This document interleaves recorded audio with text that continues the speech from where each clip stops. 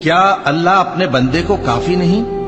اور اے نبی، یہ تم کو ان لوگوں سے جو اللہ کے سوا ہیں یعنی غیر اللہ سے ڈراتے ہیں، اور جس کو اللہ گمراہ رہنے دے اسے کوئی ہدایت دینے والا نہیں، اور جس کو اللہ ہدایت دے اس کو کوئی گمراہ کرنے والا نہیں۔